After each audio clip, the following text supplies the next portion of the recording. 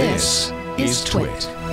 Last night on John Oliver's Last Week Tonight, the comedian once again urged his viewers to flood the FCC's website with comments, and those supporters of net neutrality managed to bring down the site again. If you missed the segment, one of the places where you can watch it is 60dB, a personalized website and app and skill for the Amazon Echo for short-form audio and video. And joining us today is one of the founders of 60dB, Liz Gannes. Welcome to the show, Liz.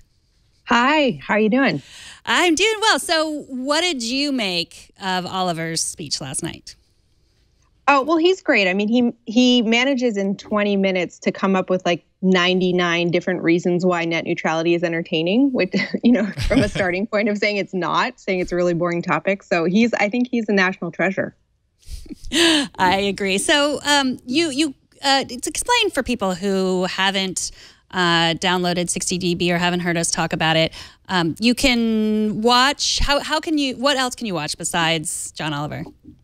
We're mostly around listening, and you can get a lot out of that segment by just listening to it. But we do play the video in the background if you happen to be near your phone or device you want to look at. But I usually listen to 60dB in my car where I'm not looking down at the video while I'm driving. Promise. But 60dB is a personalized radio app. So, you know, radio is fantastic. We love to listen to things you can do while you're driving, while you're doing the dishes, while you're walking your dog.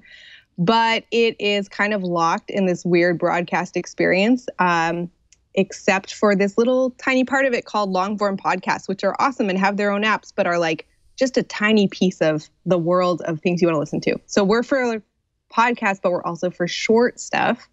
And we make you a personalized playlist of all sorts of different things you want to listen to. So what you might hear if you turn on public radio, but also sports or geeky tech stuff, which you don't really get. Or, I don't know, what did I have? I had like a barbecue show in my feed the other day, like all sorts of random things. And it was well targeted. I'm into barbecue. Oh, I had a good one about telescopes today. I've definitely gotten to amateur astronomy lately. So it's kind of like you just press play and more things come into line for you. And it looks prettier today because we just launched a redesign. Well, it's a good point in terms of listening to video because, you know, a lot of times I would think about John Oliver. Oh, I want to watch that, but I don't have time to sit down. I know he's so good, but it's like, yeah, even though it's only once a week. Not even all year. So you can like specify and talk about your interests. So like we were just talking about net neutrality. If you wanted to catch up, everybody's talking about net neutrality and you want to catch up on it. You said you were going to make like a playlist for net neutrality. So there's like you don't just hear one person's opinion of it. You hear, you know, you can, depending on how long your commute is or how long you're listening, washing dishes, folding laundry, all the other things we do when we listen to podcasts, you can hear different people's perspective on it. Yeah, especially in the short form format where a playlist starts to make sense. So like it's kind of more like going to Spotify and starting one of their playlists of like, this is my mood, where you don't have to kind of think about what's the next thing you want to queue up. It just starts going for you. And then if you get out of your car and go into your house and you can say, hey, Alexa, restart 60dB, and it'll just go right to where you were when you last were listening. I'm curious to kind of talk a little bit more about the whole John Oliver piece and the net neutrality, you know, write in to the FCC, make your comment heard. FCC then went down, and I think early reports were that happened because of impact from John Oliver. But then I think the FCC has now said that they say it's from a DDoS. Is that disingenuous, do you think? Or is that an actual indication of, like, was it just two opposing forces clashing at the same time? Yeah, who's to say? I hope we don't have a congressional hearing about what brought the FCC site down. Yeah, right. Well, augmented reality is coming, whether we like it or not. There's nothing you or any Squirtle can do about it. The Pokemon Go craze is sort of fizzled, although Leo earlier was wearing around his Pokemon bracelet, wearing it. Yeah, like he was. He just has it permanently clipped to his lapel. It's over for many people, not Leo. But what happened? Pokemon, the Niantic said that they have 65 million monthly active users. So maybe it's just not still popular for us, but we're out of the loop. Right. Well, I mean, even that, it's not as like there's not crowds of people showing up to parks and leaving their trash behind or going and walking across people's, property, going to the Holocaust Museum, that sort of thing. But you will have a piece coming up about how augmented reality, the effect on the legal effect, and how when augmented reality gets in the way of real reality. Can you talk a little bit about that?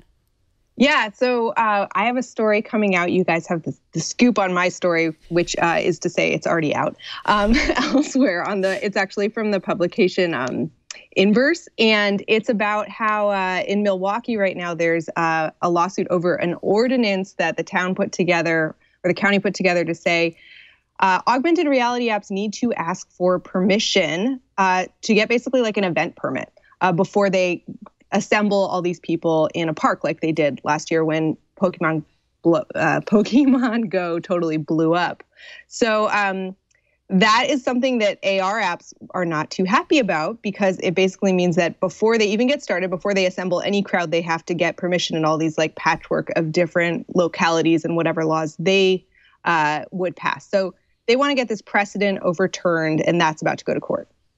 I mean, that essentially means that like it's a non-starter, right? Because I mean, the world is a very, very big place, and if the world is sprinkled with all these little places that require permission, I mean, that's a shot in the foot of augmented reality, at least in the sense of Pokemon Go and the model of Pokemon Go. Do you think Pokemon Go was good or bad for AR? I mean, it was good because it mainstreamed it a little bit. Bad because of stuff like this. What do you think?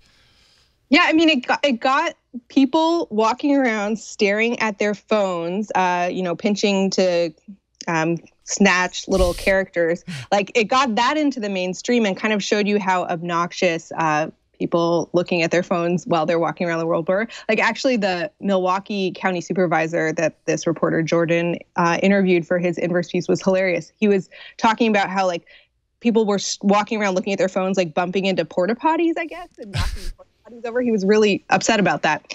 So yeah, people using AR are not great in regular reality, and that is a problem. Like, this county is not wrong to try to think about how they could regulate it, but this was kind of like the wrong blunt force ordinance, it seems like. And I don't know. I mean, who's to say, but like, it seems kind of likely that this is not going to be the lasting regulation on augmented reality. Yeah. Yeah, that's true.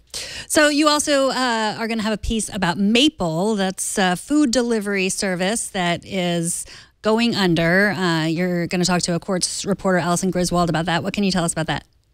Yeah, so Maple, which was a creation in part with the chef of Momofuku, David Chang, which was a food delivery startup based in New York.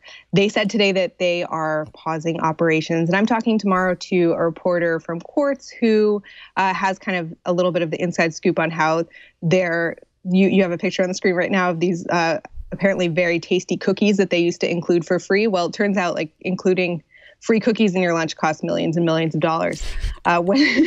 So they no longer have a viable business model. But, I guess I appreciate you going into these examples of stories that I'm pursuing. And basically what I'm doing is kind of taking outlets like Quartz and like Inverse and like the MIT Tech Review I was telling you about. I'm doing this story on machine hearing we hear a lot about like computer vision, and I'm doing a story based on this MIT Technology Review story about machine hearing, and talking about how all the sounds that a car, for instance, hears in the world, like sirens, can really give you a lot of information about what's around you, and that could be used for navigation, for diagnosis of like what that thunk means and what's wrong with your car.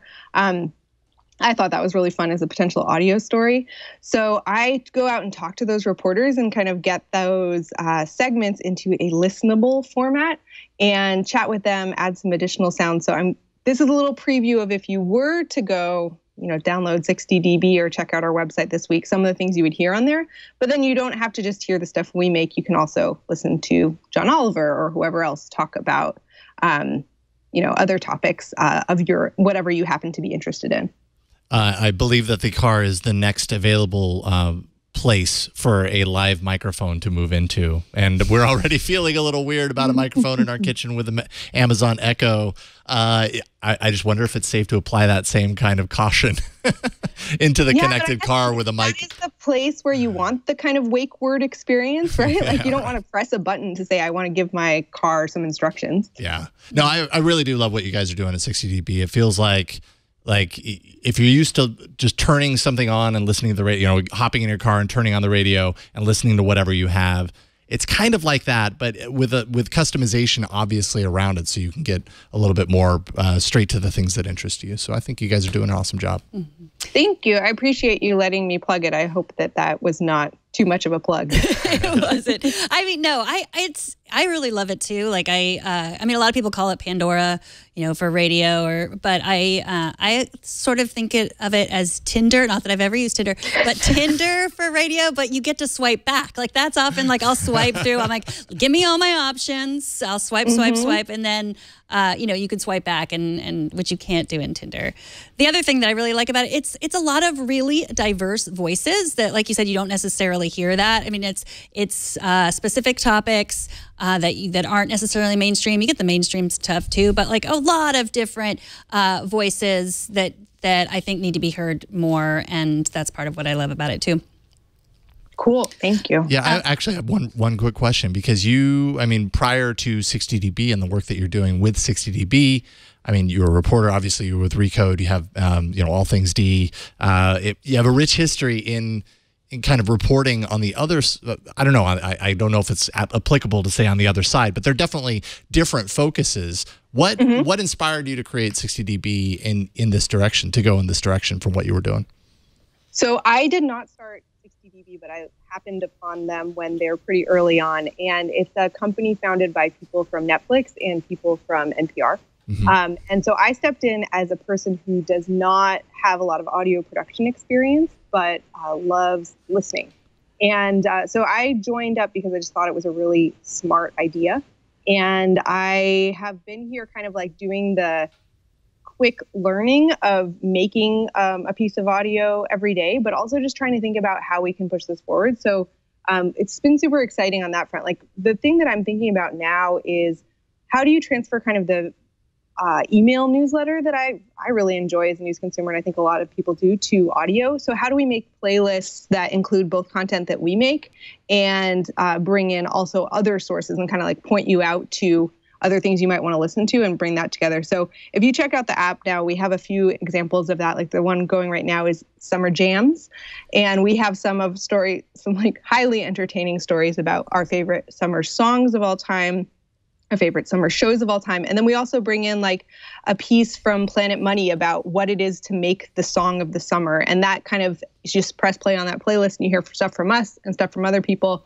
And so I, after years of being a tech reporter and kind of seeing startups come and go, I did take the plunge and join this startup. But part of it is because I just think that there's like so much potential for how you can tell stories in a way that gets to people, because people just like to listen.